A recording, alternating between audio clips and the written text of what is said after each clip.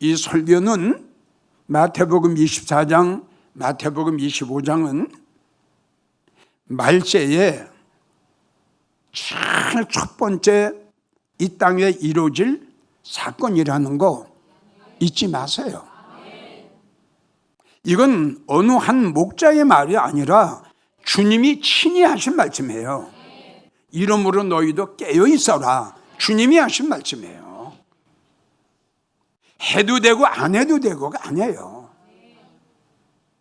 이 말씀 속에는 주님의 그 애절함, 주님의 그 간곡함, 이 말씀이 거기에 포함되어 있습니다. 누가 지혜롭고 누가 충성된 목사가 돼서 이렇게 말씀을 하신 거예요. 그 시대에 그 양떼들을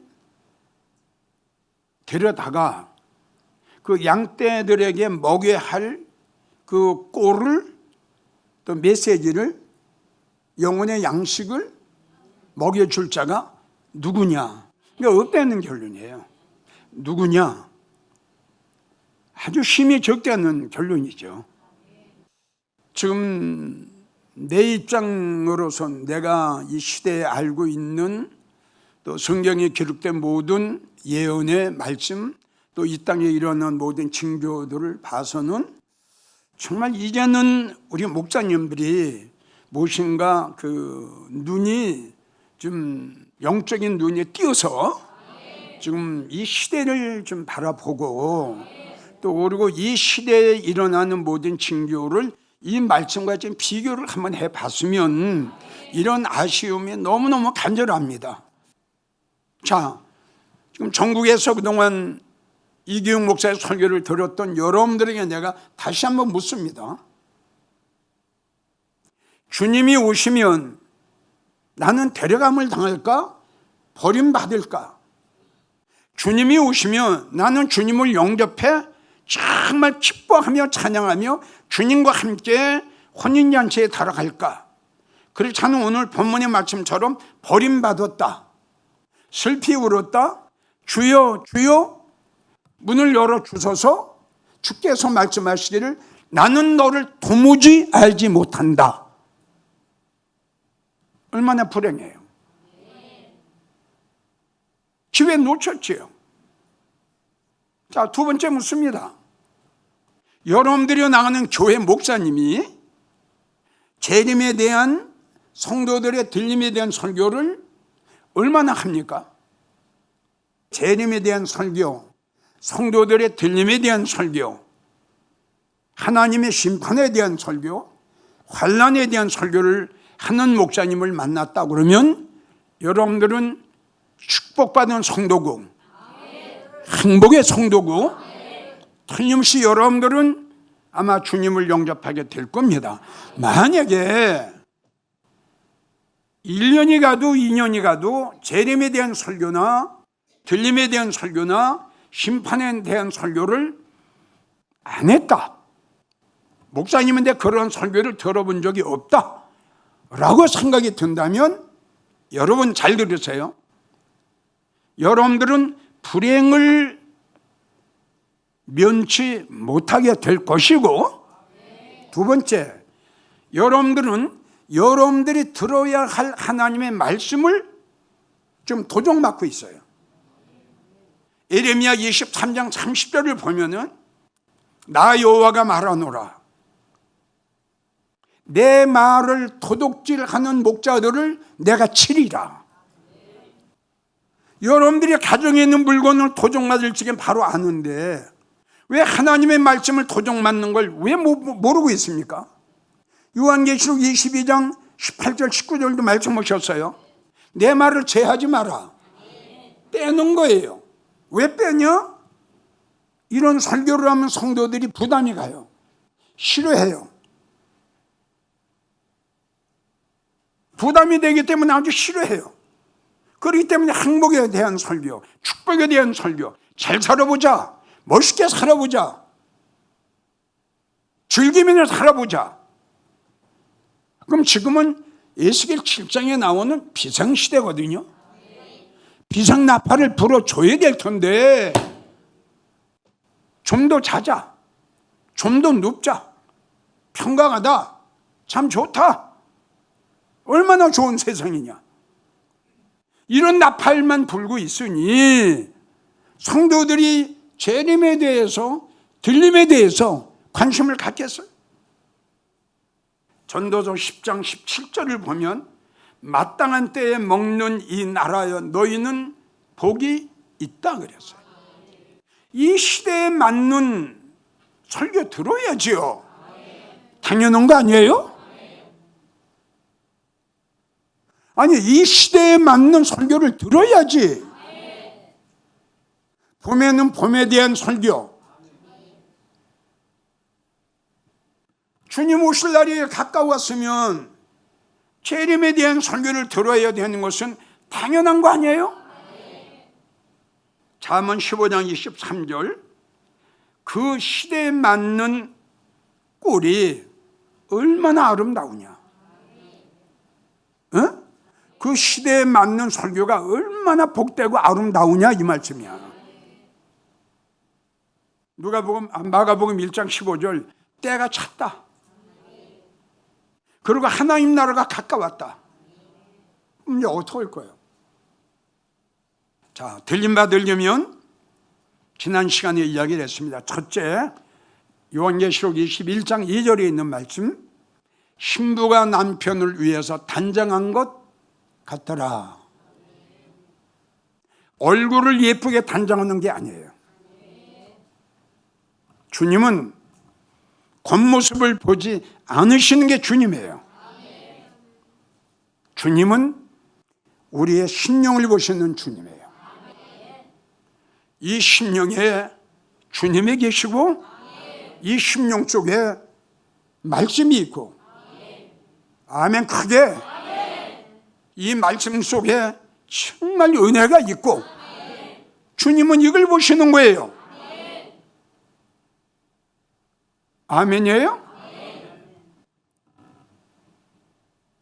우리는 얼굴만 두드리지 마세요. 아무리 이걸 반질반질하게 잘 만들어도 뭐합니까? 내가 왜 만나요? 에베소 4장 22절 24절, 구습을 쫓는 옛사람 벗어버려라. 심령으로 새롭게 돼서 새 사람을 입어라. 여기 너희가 할례를 행하되 어디 행하라? 마음의 할례를 행하라. 심령으로 새롭게, 심령으로 새롭게 되래. 심령이 새롭게. 그리고 새 사람을 입어라. 주님 말씀이에요. 그러니까 구약을 보게 되면 너의 몸에서 단장품을 제하라 그랬어요. 그 거짓된 거, 예? 잘 믿지도 못하면 잘 믿는 척 하는 거, 가식, 위선, 거짓, 자기를 속이는 것, 이게 다 단장품이에요. 이게 하나님은 그걸 떼어버리라고 그랬어요. 거짓말하는 것, 외식하는 것 다 떼어버려라. 두 번째, 들림 받으려면 베드로전서 5장 6절, 전능하신 하나님의 손에서 겸손한 자가 되라. 잠언 16장 18절을 보면 교만한 자는 멸망의 선봉이다. 절대 교만한 사람 들림 못 받아요.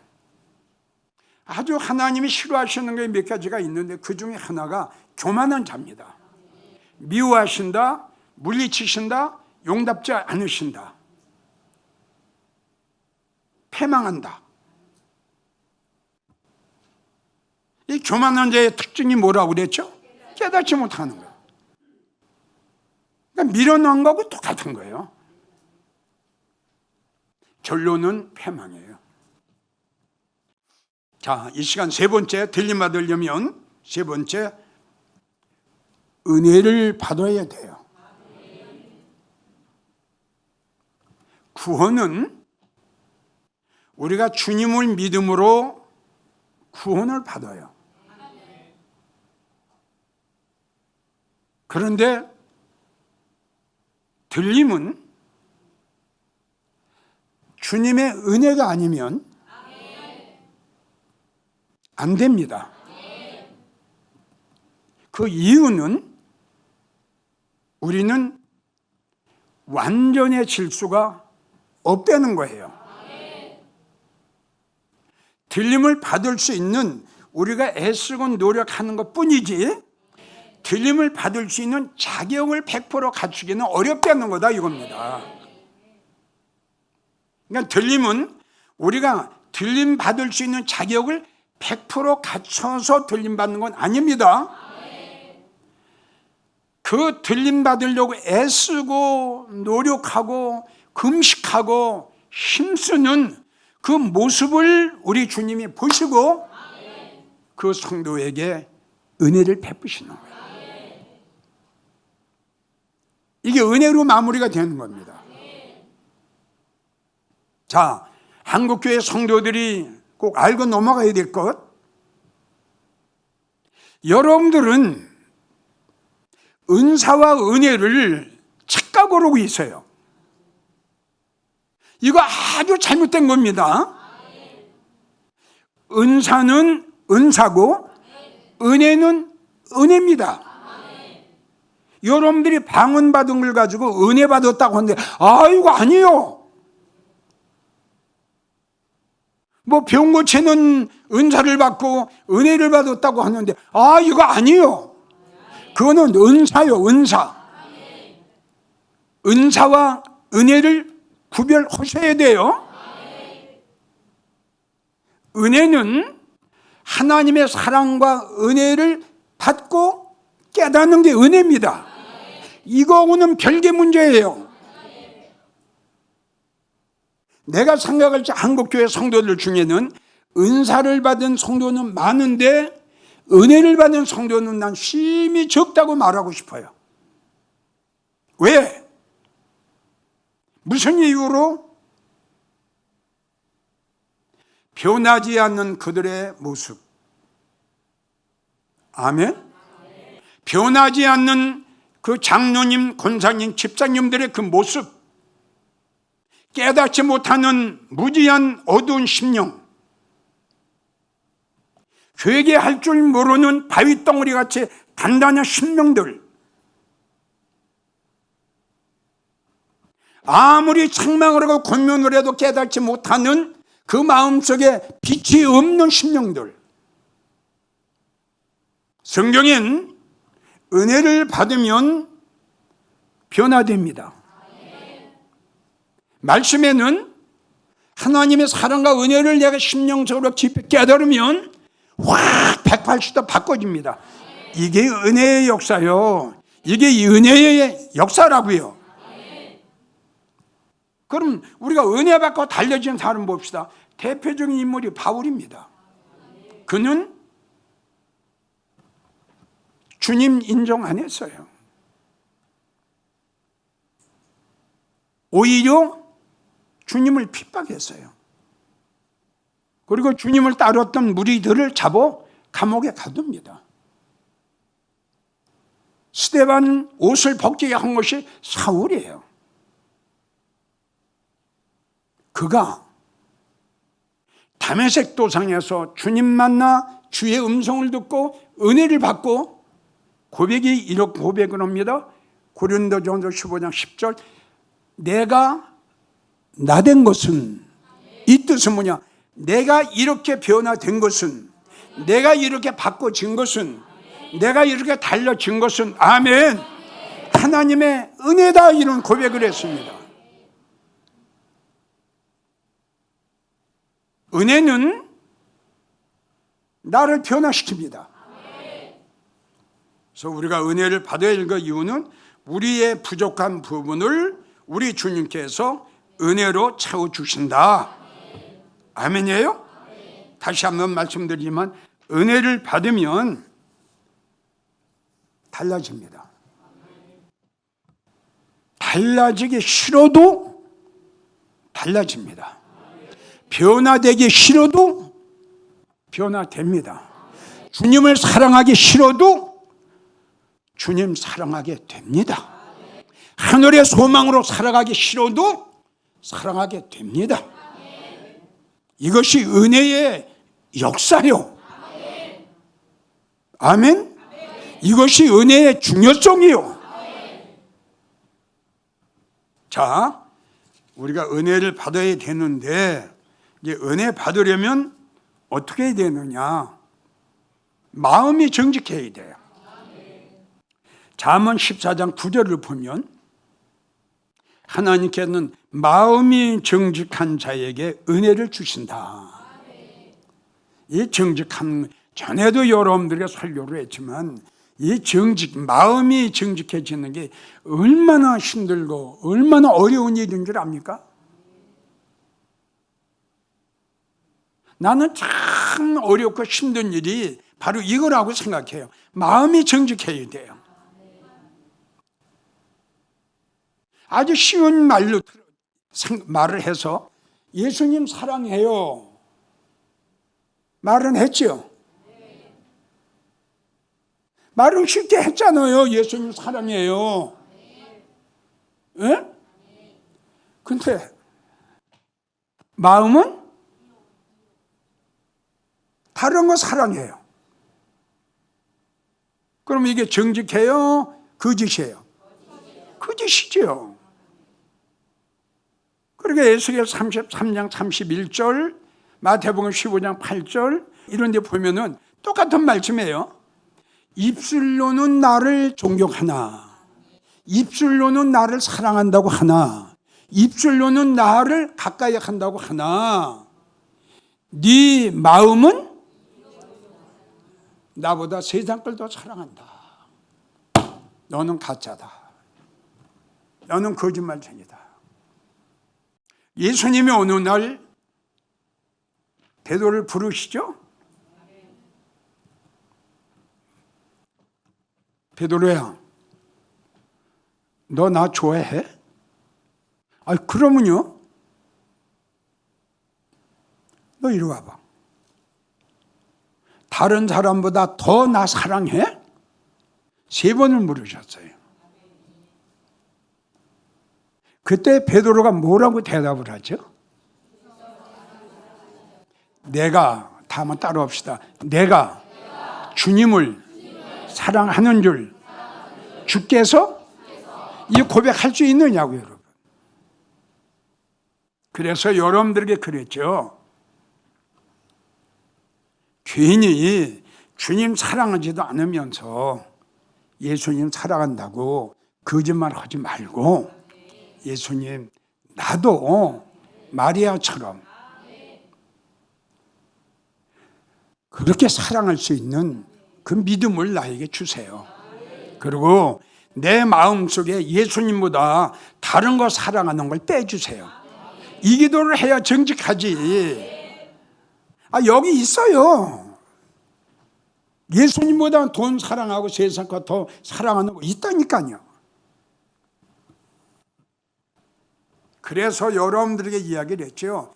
마음이 정직하기가 그렇게 힘들고 어렵다니까요. 두 번째, 은혜를 받으려면 행함이 있어야 돼요. 야고보 2장 14절부터 믿음이 있노라 하고 행함이 없는 것은 영혼이 죽은 것과 같이 그의 믿음은 죽은 믿음이다 라고 말씀하시면서 너에게 아무 유익이 없다, 이익이 없다, 헛것이다.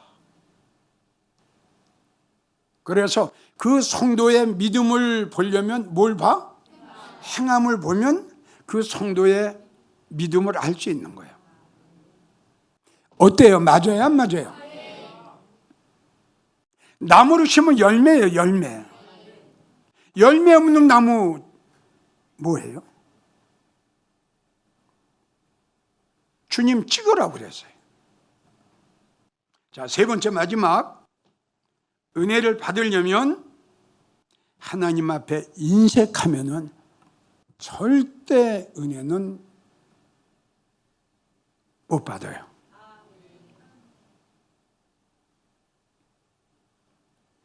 내가 은혜한테 가는 게 아니고요, 은혜가 나한테 와야 돼.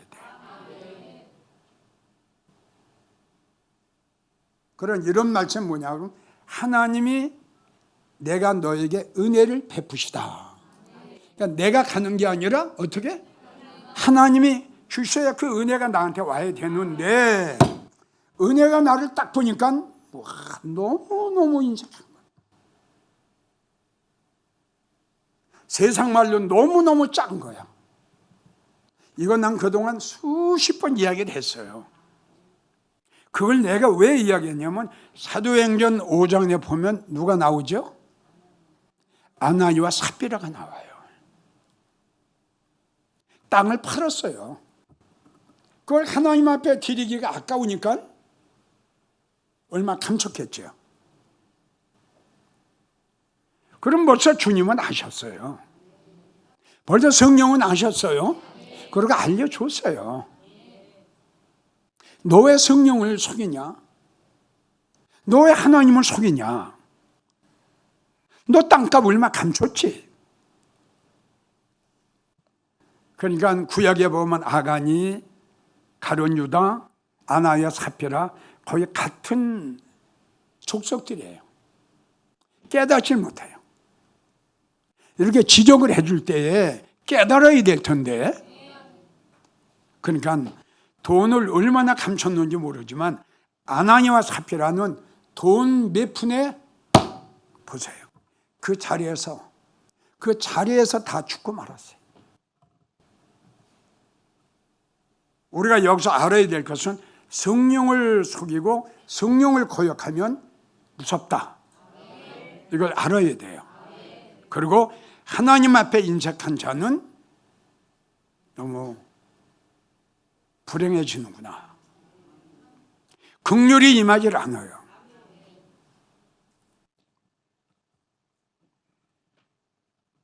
이러한 성도들 은혜가 가지 않습니다. 어려운 일을 당할 때에 전혀 도움을 받지 못합니다. 그리고 기도 응답이 없습니다. 들림은커녕 구원받기도 힘들다고 나는 생각합니다. 결론, 은혜 받아야 됩니다. 은혜 아니면 들림은 불가능합니다.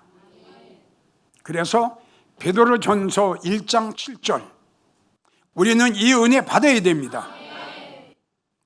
그리스도 예수 나타나실 때에 가져오실 그 은혜를 너희는 온전히 바랄지어다. 할렐루야. 우리 예수님이 오실 때 가져오실 은혜를 너희는 간절히 바랄지어다. 이 은혜 받아야 우리 들림 받습니다. 그래서 그동안 그 한 달이 넘도록 우리는 은혜를 깨닫는 자가 되고, 결론에 가서 우리는 은혜에 참여하는 자가 되자. 이거는 내 말이 아니라 우리 예수님이 여러분들에게 하시는 부탁의 말씀이에요. 잘 들으세요. 정말 심각하게 들어야 돼요. 아멘. 은혜는 내가 가는 게 아니에요. 은혜는 나한테 오는 거예요. 은혜가 나한테 오도록 해야 돼요.